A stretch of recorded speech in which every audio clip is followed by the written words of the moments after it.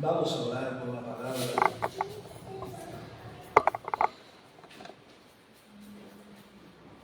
Oramos. Cierra tus ojos ahí donde está. Ore por mí para que pueda hablar de la palabra del Señor y también todos poder recibir el alimento espiritual. Padre, en el nombre bendito de Jesucristo, estamos delante de tu presencia, Señor, clamando por tu palabra. Necesitamos verte, oírte, escucharte, conocerte, seguirte por medio de tu palabra. Ser un pueblo que te honre no solamente de labios, sino con el corazón. Queremos ser un pueblo que te alabe, que te adore en espíritu y en verdad, Padre. En el nombre de Jesús, trae el alimento espiritual sólido, también la leche espiritual. Damos cada uno como necesitamos. Háblanos, Señor. Háblanos en el nombre de Jesús. Escribe tu palabra en nuestra mente y corazón. Toma mi boca, Señor. Reconozco que soy siervo inútil. Sin ti nada puedo hacer ni decir. Trae el espíritu de sabiduría y revelación con poder sobre cada uno de nosotros y alumbra los ojos de nuestro entendimiento. En esta mañana, Señor, trae salvación, sanidad, liberación, restauración, Padre, de vida a cada corazón, cada espíritu, cada mente. En tu santo nombre, Dios, en el nombre de Jesús. En el nombre de Jesús. Aquí estamos como aceptados. Amén, gloria a Dios. Bueno, vamos a ir a Lucas, capítulo 14, por favor, los invito a que vayamos juntos. Lucas, capítulo 14, versículos del 25 al 33.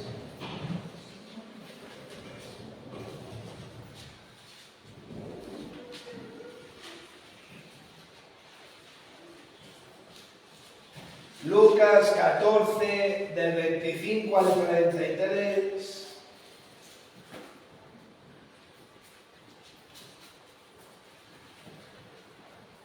Amén, lo tenemos. Amén. Y se titula Lo que cuesta seguir a Cristo. Y dice así la poderosa, viva y eficaz palabra de Dios, en el nombre del Padre, del Hijo y del Espíritu Santo. Grandes multitudes iban con él, y volviéndose les dijo: si alguno viene a mí y no aborrece a su padre y madre y mujer e hijos y hermanos y hermanas, y aún también su propia vida, no puede ser mi discípulo. Y el que no lleva su cruz y viene en pos de mí, no puede ser mi discípulo. Porque ¿quién de vosotros, queriendo edificar una torre, no se sienta primero y calcula los gastos a ver si tiene lo que necesita para acabarla? No sea que después que haya puesto el cimiento y no pueda acabarla, todos los que lo vean comiencen a hacer burla de él, diciendo: este hombre comenzó a edificar y no pudo acabar. ¿O qué rey al marchar a la guerra contra otro rey no se sienta primero y considera si puede hacer frente con 10.000 al que viene contra él con 20.000? Y si no puede, cuando el otro está todavía lejos, le envía una embajada y le pide condiciones de paz. Así pues, cualquiera de vosotros que no renuncia a todo lo que posee, no puede ser mi discípulo. Amén. El Señor nos bendiga a través de su palabra. Amén.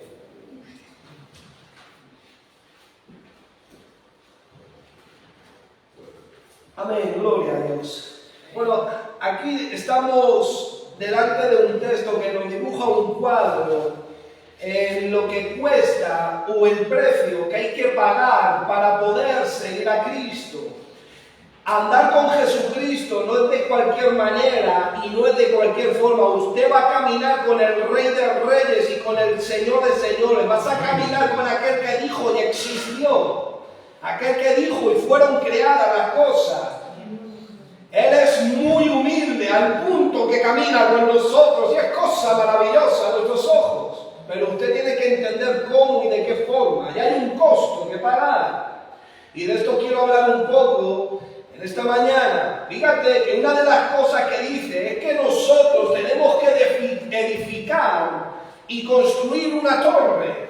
Y nos está diciendo que nosotros tenemos que estar pensando y calculando lo que nos va a costar la edificación de esa torre. No solamente económicamente, sino físicamente, el esfuerzo que usted va a tener que desarrollar a la hora de edificar.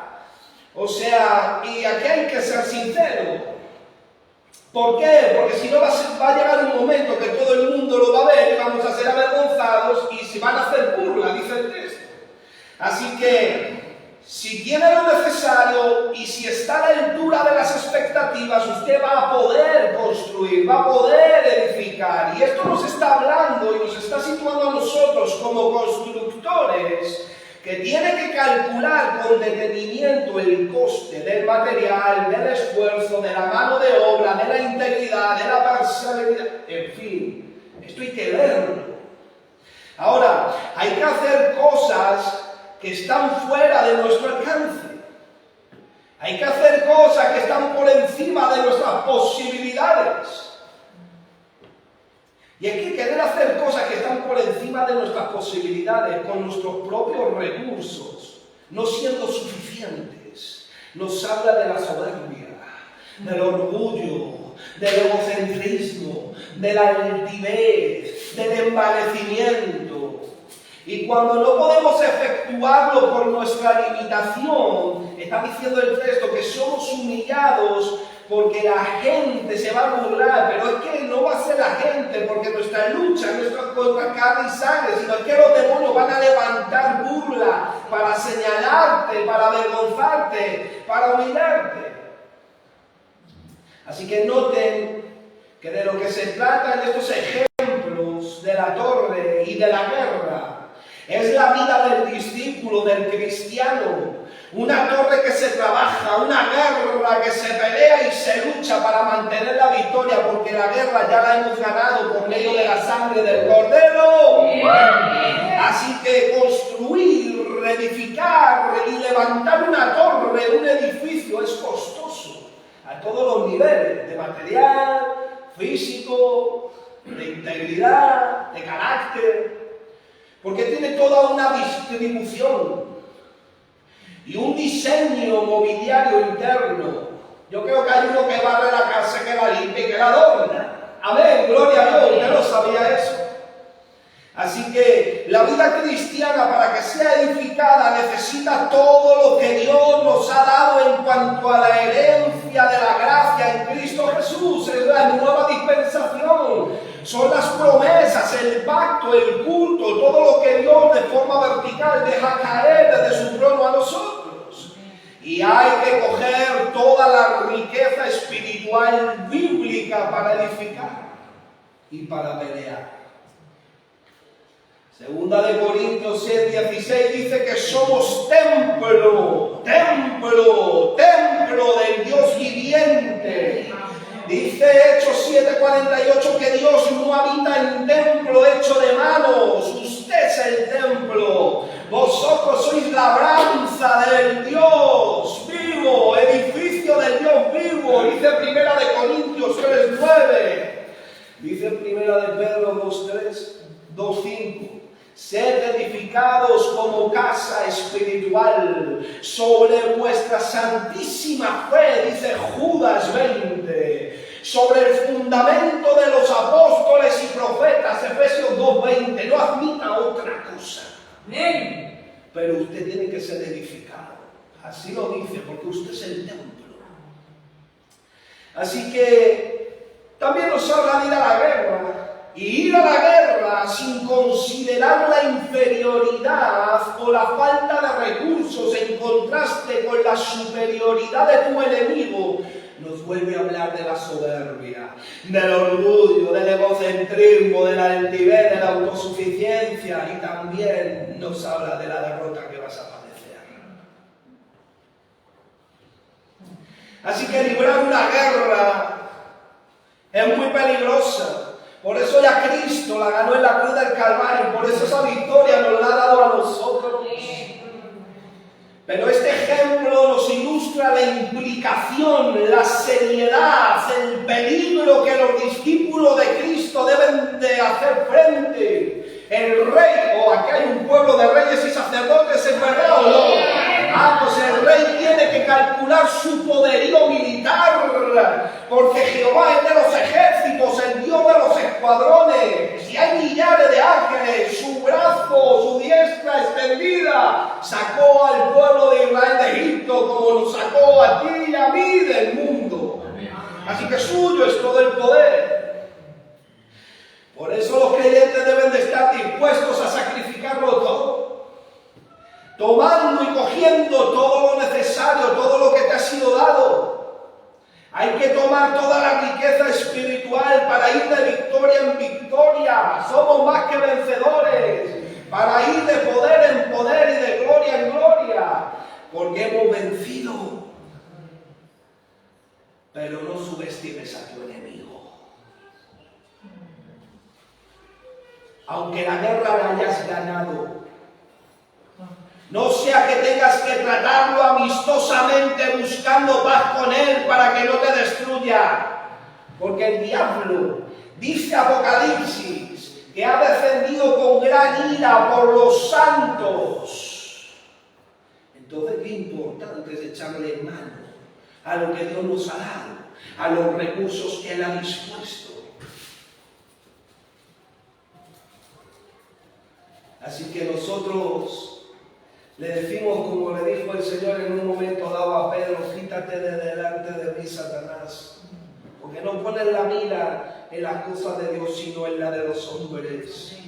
Porque usted fue llamado para poner la mira en las cosas de arriba, no en las de abajo. Y eso se sabe, cuando uno camina mirando para abajo, lo sabe, el mundo espiritual lo sabe, que usted anda mirando para abajo, no para arriba. Y Él te pone más cosas de hombre, más cosas de hombre, más cosas de este mundo, más cosas. Para extraviarte, para llevarte a izquierda y a derecha, para estimular tu mal carácter, para estimular lo que no agrada y lo que no sirve a Cristo. El mundo, la carne y todos los poderes satánicos hoy más que nunca están concentrados para buscar la derrota y caída de la iglesia. Pero nosotros somos una iglesia que hemos tomado el poderío de Cristo, que vamos a tener lo necesario para andar en victoria, victoria, de poder en poder y de gloria en gloria.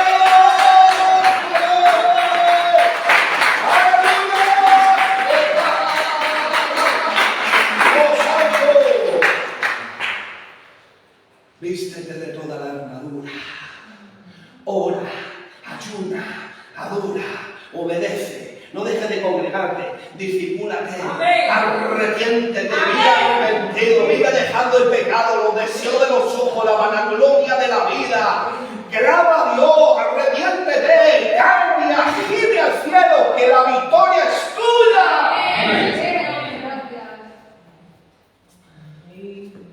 Las armas de nuestra milicia no son carnales, sino espirituales, poderosas en Dios para la destrucción de fortalezas, para derribar argumentos y toda entidad que se levanta en contra del conocimiento de Dios.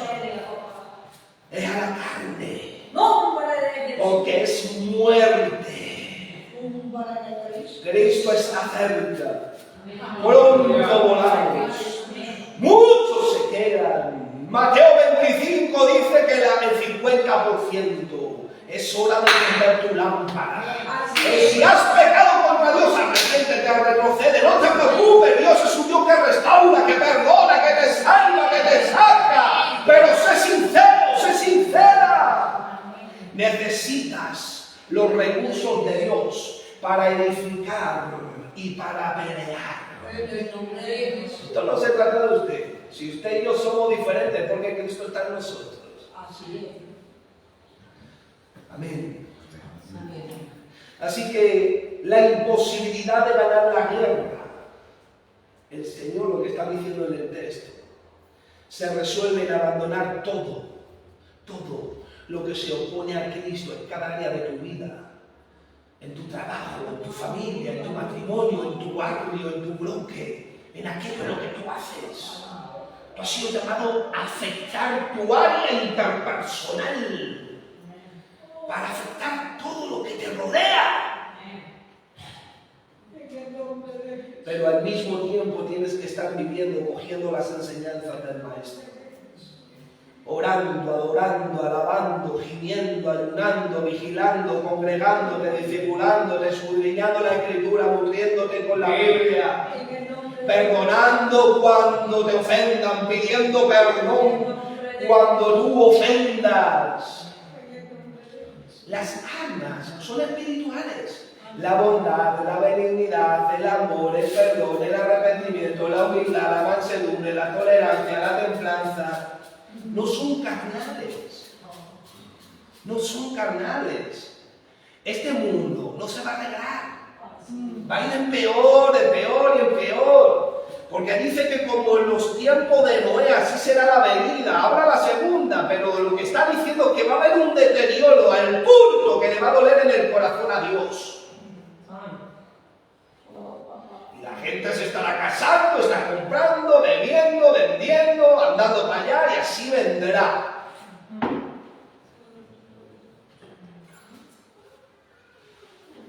Por eso el discípulo de Cristo tiene que renunciar a su propia vida, a sus propios proyectos, a sus propias metas, entregarle a Cristo lo que más quiere.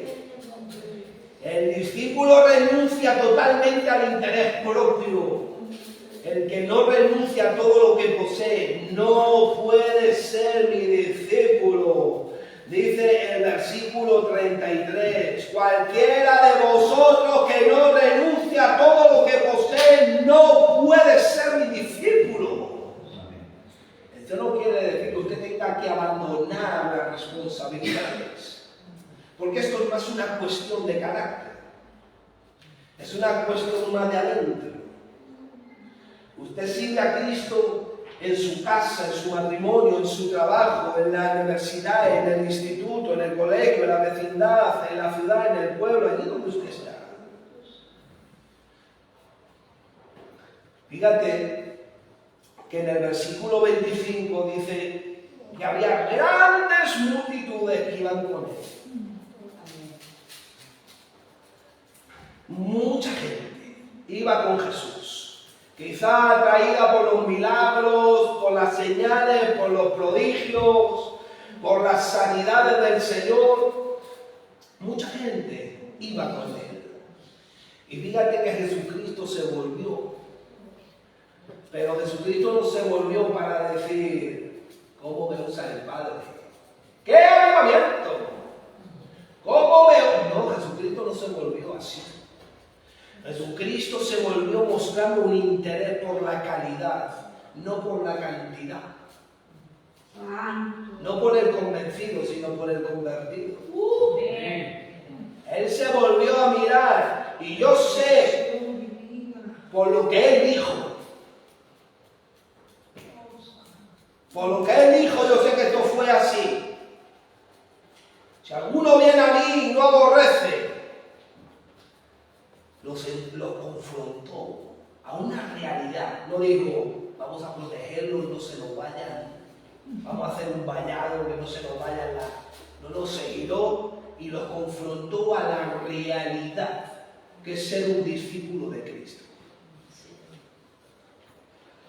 Lo que es ser un aprendiz, porque eso es discípulo en el original.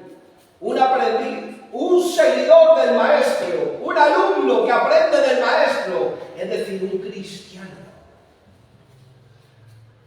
Hay un versículo que dice, y a los discípulos se les llamó cristianos por primera vez. ¿A quién se les llamó cristianos?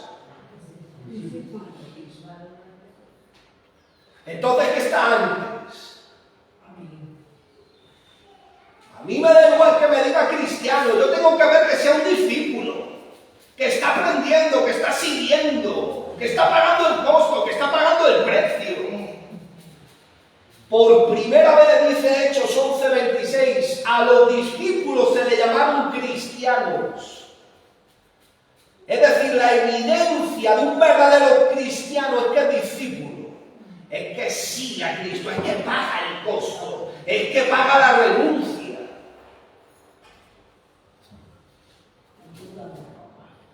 El Señor se volvió para alertar a sus seguidores a estar en guardia, considerando, pueblo, tienes que considerar cuidadosamente lo que cuesta.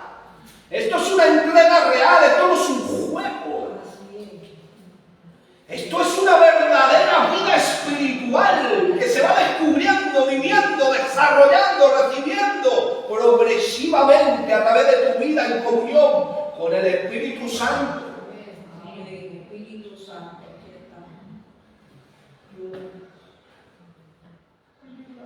Así que cuando se volvió dijo, wow, cómo me usa el Padre. Qué avivamiento. Pon vídeo de todos los milagros que ha hecho el Padre conmigo. Proyéctalos. No dijo eso. Confrontó a la realidad. Esto no es un juego. Aquí hay un costo que pagar. Aquí hay una integridad que tener. Vais a ver la gloria. Pero tienes que entender cómo y de qué forma. Porque tienes que saber que vas a tener que edificar y que vas a tener que luchar. Y entonces, si vas a edificar solamente el conocimiento, vas a ir desnudo. Si vas a luchar sin los recursos, vas a recibir golpes por todos los lados. Y los enemigos, el enemigo va a levantar burla. Si alguno viene a mí, dice el Señor, Él expuso a la gente a lo que les comprometía ir a Él. El hecho de ir a Él no es seguirlo, no es ir detrás de Él, es aprender de Él. Así que en medio de un aparente avivamiento los confronta al compromiso de tomar las decisiones. Si no, ustedes no pueden continuar siendo mis discípulos, mis seguidores. Es decir, no van a poder aprender mis enseñanzas si no toman la exigencia del nivel del compromiso que esto requiere. Jesús estaba desalentando al pueblo. Algunos dirían eso. Este predicador está desalentando, no está animando, está desalentando. Pero lo que estaba era enfrentando a la realidad de lo que es ser un discípulo. Porque si yo no soy discípulo, yo no soy cristiano. Para yo ser cristiano necesito evidenciar que soy un discípulo. Que es el que aprende del maestro. Así que el que no aborrece, ahora para ponerlo todavía más, un puntito más, el que no aborrece a su padre, madre, mujer, hijos y hermanos y hermanas, y aún también su propia vida, no puede ser mi discípulo. Y algunos dirían, ¿en esta blasfema? Si uno de los mandamientos es honra a tu padre y a tu madre, ¿cómo yo voy a aborrecer? Si a mí el Señor me está diciendo que trata a mi mujer como el vaso más frágil, que habla a mi mujer como Cristo amó la iglesia. Pero mis hermanos, esto es un término literal llamado hipérbole, que es una expresión que exagera, que aumenta algo para transmitir la importancia y el nivel que el discípulo debe de tener para servirle y amarle más a Él que a cualquier otra cosa. No está invalidando los mandamientos. Solamente te está diciendo, ¿tú has visto lo imposible que es a ti no amar a tu mujer? Pues igual de imposible tiene que ser amarme a mí sobre todas las cosas. Así.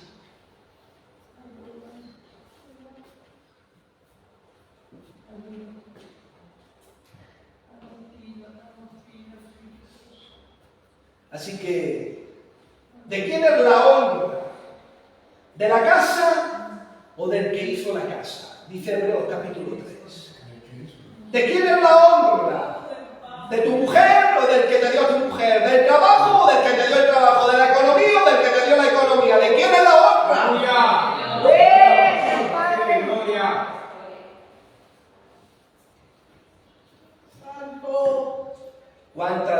hemos hablado con gente. No, es que mi mujer, es que mi esposo, es que mi casa, es que mi trabajo, es que. Y luego han dicho que asco, porque lo pierden todo. Porque el que conmigo no recoge desparrama. El que conmigo no recoge desparrama.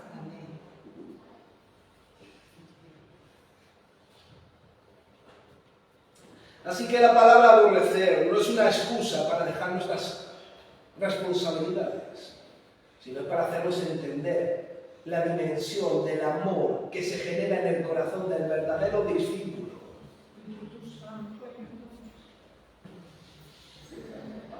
Así que es elegirlo a Él por encima de todo.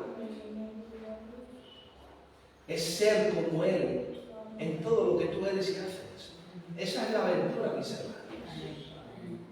Y entonces, Él nos dice que tienes que calcular lo que cuesta edificar una vida así.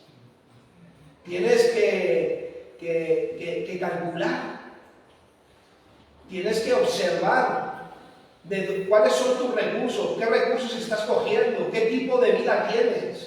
¿Cómo estás orando? ¿Cómo estás ayudando? ¿Cómo estás vigilando? ¿Cómo te estás congregando? ¿Cómo estás obedeciendo? ¿Qué vida de arrepentimiento llevas? ¿Cómo estás dejando el pecado? ¿Qué pecado lo estás dejando? ¿Qué cosas ves en la tele? ¿Cómo tratas a tu esposa? ¿Cómo tratas a tus hermanos? ¿Cómo pides perdón cuando ofendes? ¿Cómo perdonas cuando te ofenden? ¿Qué tipo de vida? Tú tienes que calcular. Porque no es lo que tú has conocido hasta ahora. Porque las cosas viejas pasaron. Aquí todas son hechas nuevas. Y si son nuevas, tiene que venir lo nuevo. Tienes que calcular. Entonces hay a veces que uno tiene que derribar áreas de la vida para coger cosas nuevas, material nuevo, quitar baldosas, ladrillos, piedras que están erosionadas por el tiempo, dañadas por la climatología de las pruebas, del pecado, de lo que sea, y piedras nuevas, material nuevo.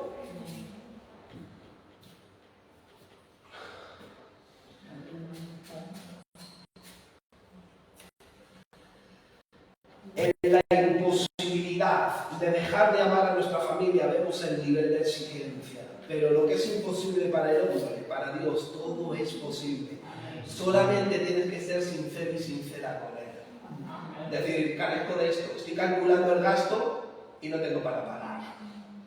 Necesito que me proveas en este área. Dame amor para esta persona. Dame perdón para esta persona. Ayúdame a perdonar a fulanito. Quiero ser más bondadoso. Quiero saber callar, saber hablar. Dame sabiduría. ¿Cómo puedo servirte? ¿Cómo puedo? Todo a Él. Por eso dice que hay una herencia. La Biblia, mis hermanos, son dos pactos, un antiguo y uno nuevo. Pero esa palabra testamento es pacto, pero también es herencia. Tienes que pedírselo.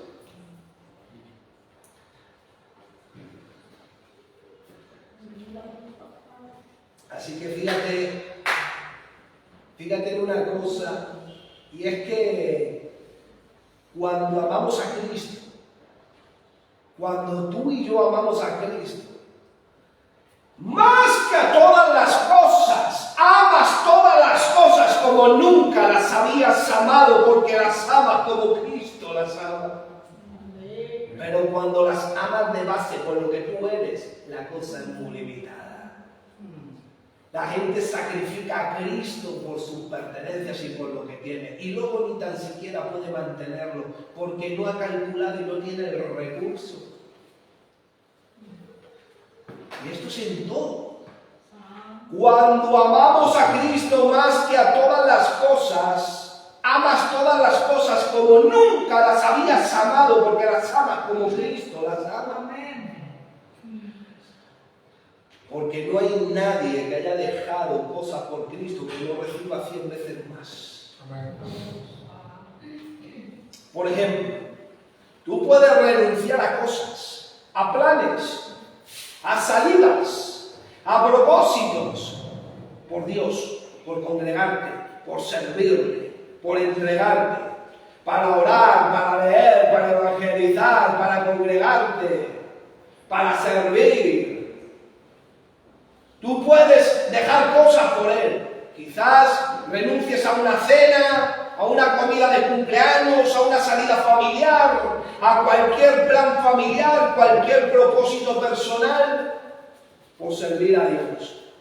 Pero cuando usted retome aquello que dejó para servir al Señor, todo se va a intensificar y se va a multiplicar 100 veces más. Por eso hay a veces que usted sacrifica para Dios y dice, cariño, hoy no cenamos, hoy no cenamos, hoy no cenamos. Y un día le dice, cariño, hoy cenamos, y vas a cenar y es todo como, ¡saltan chispas! Y tú sacrificas toda la familia, estamos toda la familia, vamos a sacrificar. No, le vamos a servir, vamos a orar, vamos a evangelizar, vamos a servir. Y no, porque tenemos que ir, no, vamos a dejar este plan, que tenemos que aquí dar testimonio, hay que estar ahí. Pero el día que tú te juntas, ¡wow! 100 veces más mejor. Mejor 100 veces más. Oh, santo. Así que merece la pena. Dios no es deudor de nadie. Pero hay que pagar el costo. Así que no debe de haber un abandono, sino una preferencia y una organización del tiempo. No te está diciendo que abandones, sino que tienes que tener una preferencia y una organización del tiempo. Cristo debe de ser lo primero en tu vida. Lo primero en tu vida. Él va a suplir lo que necesita. Da igual el problema. Pon a Cristo el primero. No lo dejes, no lo abandones. No dejes de servirle, no dejes de seguirle, no dejes de congregarte, no dejes de buscarlo. Discipúlate. Si sabes que tienes pecados, arrepiéntete. Mi hermano, que ya da igual. Aquí lo que se come es estar preparado para la venida del Señor y para ser miembro del cuerpo que edifique. Porque Dios tiene dones sobrenaturales para tu vida. Y eso hay que desarrollarlo. Y hay que calcular y coger los recursos de Cristo.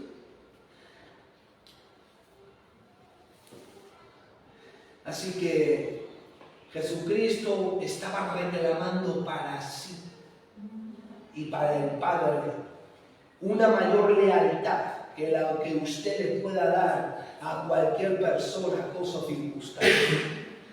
Ser discípulo cristiano nos implica en el hecho, en la acción de sacrificar nuestros intereses personales para recibir los intereses del negocio del Padre. Oh santo, el discípulo tiene que tratar de someter, tiene que intentar someterse a tiene que dejar todos los vínculos terrenales, su vida práctica, toda acción personal, para confiar y ser fiel a las cosas de Dios. Mis hermanos, cuando ponemos a Jesucristo como la máxima y principal prioridad en el hogar, en la familia, en los trabajos, en las propiedades, en tu economía, en la sociedad, todo lo que te rodea va a ser afectado de una forma sobrenatural por tu vida, porque has puesto a Cristo como tu máxima y principal prioridad de autoridad. Y tú vas a afectar toda tu vida interpersonal haciendo el bien, pero cuando Jesús no es tu máxima y principal prioridad, no hay recursos para edificar la vida espiritual. Y seremos avergonzados porque nos harán burla. Este comenzó, pero mira cómo está. Porque no fuiste sincero al calcular los gastos y al ir a la lucha. Preferiste tapar y no ser sincero. Ayúdanos, Dios. Necesitamos la prioridad, la máxima y prioridad en recursos para luchar espiritualmente. Hoy más que nunca, iglesia. Cuando decimos seguir a Cristo, cuando decidimos seguir a Cristo, las decisiones que usted va a tener que tomar te va a confrontar a lo más duro. Pero esas decisiones son las que te van a definir verdaderamente como discípulo, como alumno de seguir a Cristo. Esas decisiones te van a dejar confrontados a una realidad de fe, pero también a una realidad de incredulidad. Así que Jesucristo tomó una decisión. Él tomó la cruz por ti, cargó con ella, donde luego le crucificaron. Él tomó la decisión, tú la vas a tomar. Porque dice el versículo 27, el que no lleva su cruz y viene en pos de mí, no puede ser mi discípulo. Es decir, el cristiano no puede ser discípulo si no toma su cruz. Su cruz, el que no lleva su cruz en pos del Señor no puede ser cristiano. Esto es una decisión de coger, de cargar y de llevar tu cruz, mis hermanos, que es negar y crucificar el pecado para caminar con Cristo en la santidad de su justicia. Amén. Así que la cruz representa la forma más dolorosa y humillante de ejecución.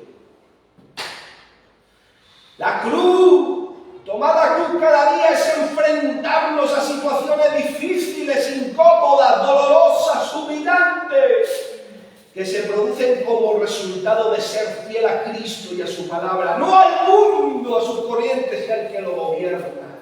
Te van a excluir, te van a humillar, te van a señalar, pero tú vas a levantar el nombre del Señor. Es decir, yo camino así porque yo tengo un Cristo vive. Él dijo, bueno, de hecho, el nombre que yo estoy levantando, ese fue el que creó el sistema solar. Ese es mi jefe, así se lo digo yo, que yo tengo un jefe. ¿Quién es tu jefe? El dueño del sistema solar. Ahora que te cobro yo impuestos por las energías renovables, ¿o no le dijo el Señor Jesucristo a Pedro, Pedro, ¿qué te parece? ¿Quién tiene que pagar el impuesto? Pues yo soy hijo del rey.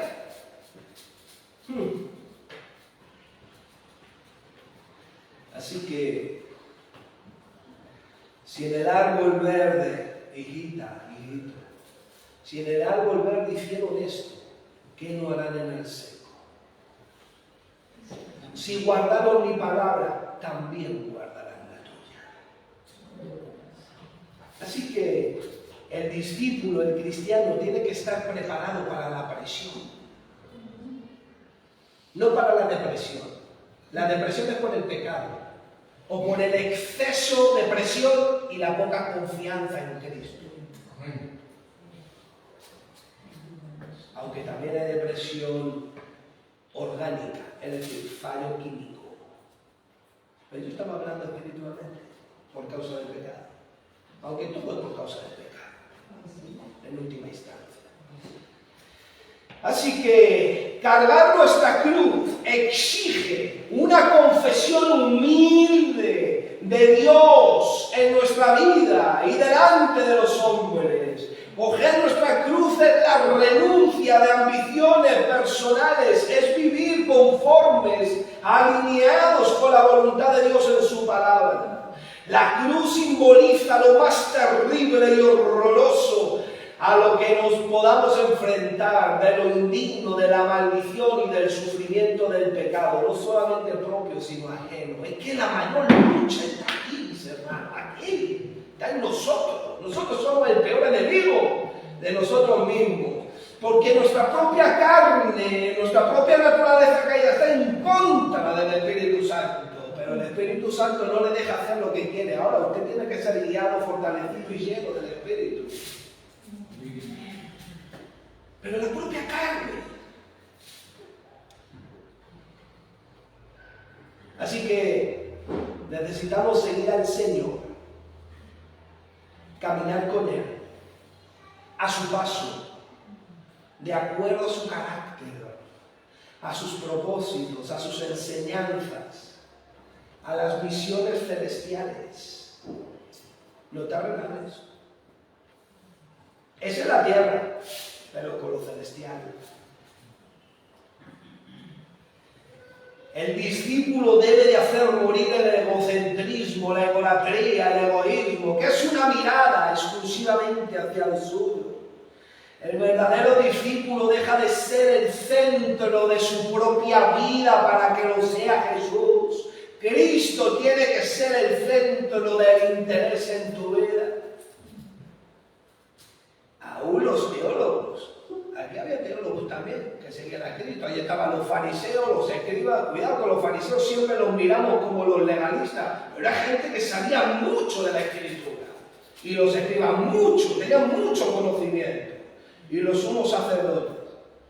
Pero yo recuerdo un hombre al cual yo valoro y aprecio mucho, que el Señor le dijo: ¿tú quieres ser mi discípulo? Sí, pues vas a tener que ser capaz de dejar tu teología. Porque hay muchos teólogos que quieren mover a Dios con su teología, pero no es así. Tu teología tiene que ser usada algo para moverte a ti. Tú no puedes mover a Dios con tu teología, con el estudio tuyo de la palabra. A Dios tú no lo mueves, Dios tiene que moverte a ti. Y entonces, ¿qué pasa? Que este teólogo quería mover a Dios, y Dios quería levantarlo. Y él quería mover a Dios con su teología, con todo lo que él sabía. Y yo le digo: ¿tú quieres ser mi discípulo? Fíjate. Y eso podría mover un fariseo, un sumo sacerdote, que era gente que sabía mucho. Siempre los miramos como con un poco por el suceso, pero muchos luego se convirtieron a Cristo cuando entendieron.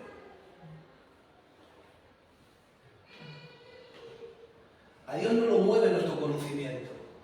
Dios tiene que movernos a través del conocimiento que adquirimos. Por eso Él te dice: por aquí, por allá, por aquí, guiados por el Espíritu Santo. Así que el que quiera salvar su vida, la perderá. Y yo quiero decirte que para que la cruz cada vez te pese menos, tienes que despojarte de todo peso y del pecado que te asedia.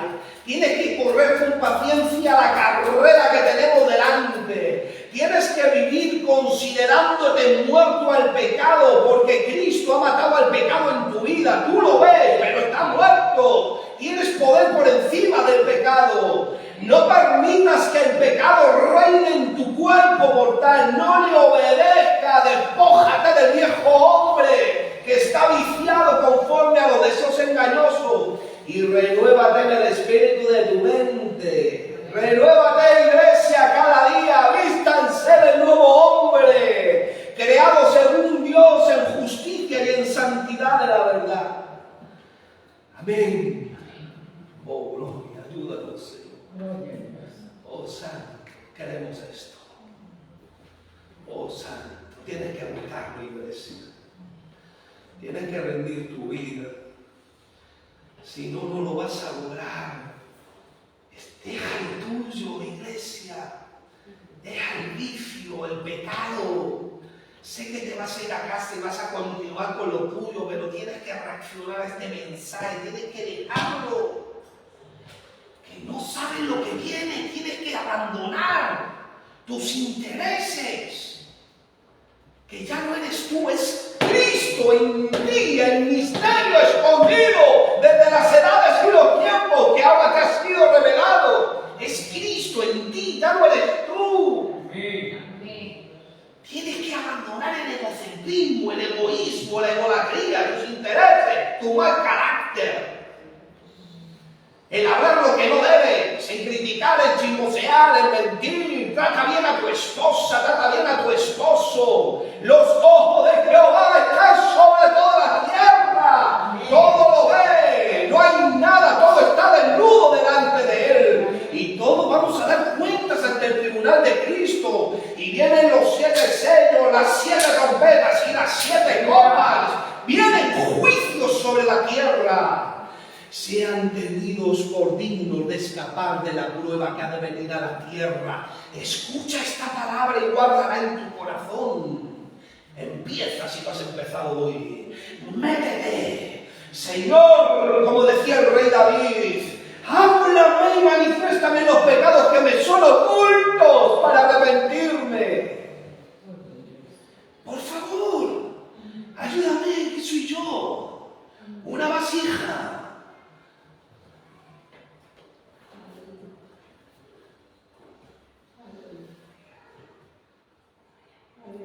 Así que lo que hemos sido redimidos por medio de la sangre del Cordero, hemos sido sellados con el Espíritu Santo. Tenemos las arras, tenemos las pruebas de la presencia de Dios en nosotros. Tenemos las evidencias de Dios y de lo de Dios. Y tiene que ser tu preferencia sobre todo lo demás. Tienes que tomar tu cruz, seguir a Cristo diariamente. No una vez por semana o 3 veces. Son 7, 24, 365 que tú estás siguiendo a Dios hasta cuando duermes, mis hermanos. O no ataca el enemigo los sueños a veces. El descanso. Tienes que levantarte y decir, Señor, yo esta inmundicia no la quiero. Me considero muerto a esta inmundicia. Si lo dice Romanos 6, considera muerto el pecado. Ya no tiene poder, ha sido vencido. Tú puedes decidir. Puedes decidir. Así que, di conmigo, iglesia, ponte por un momento de pie. Amén. Di conmigo, iglesia, amarás al Señor tu Dios.